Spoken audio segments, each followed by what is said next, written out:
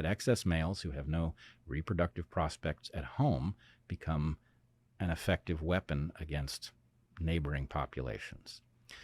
So I can't believe that that did not occur to me as I was preparing for this trip, but it has occurred to me now.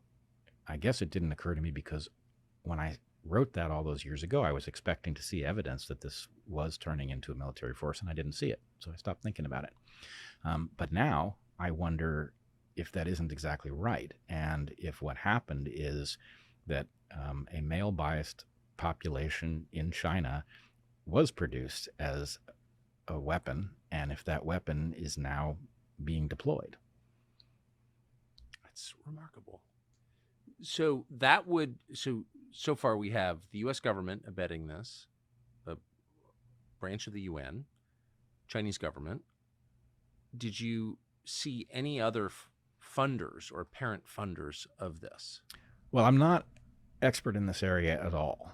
We did go to a place, so I guess I didn't say this. 25 years ago, I worked in Panama. I lived on Barrow, Colorado Island, which is an island administered by the Smithsonian Institution in the Panama Canal. It was a hilltop that got isolated when the canal filled, and the Smithsonian took it over because it was a marvelous opportunity to have an isolated piece of forest that they could watch over time and learn how tropical biology works.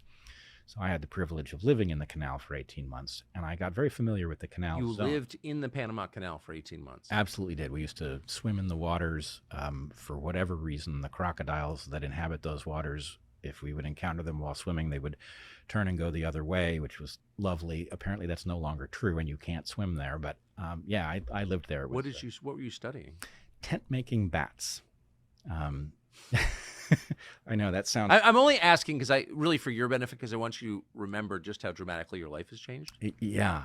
Well, I still love tent-making bats. It's really, it's a little miracle that exists in these forests. But anyway, maybe we'll talk about that another time. But I was well familiar with the canal zone because the canal zone, in fact, the military, this was before the handover to the Panamanians. So the military made it possible for the Smithsonian to work there, and we were constantly interacting. We were going on their bases. We'd go on their bases to watch a movie. So we were using this military infrastructure, which has now all been handed over to Panama. And what impressed me was when we went back specifically to Fort Clayton, something that is now called the City of Knowledge. The City of Knowledge is housed in, or its central building is the former Army South building from the U.S. Southern Command. So this is both an important fact for the military, that the U.S. Southern Command is a segment of the military dedicated to protecting American interests in the Caribbean and all of Latin America south of Mexico. And it has this impressive structure in Fort Clayton, immediately above the Las Flores locks. So it was both physically there to protect the canal, and it was metaphorically this imposing presence looking out over... To project power south. Absolutely. And after the handover, all of the military bases that were in the canal zone were handed over, and this one has been taken over by the UN and the international community, and all the NGOs have offices there.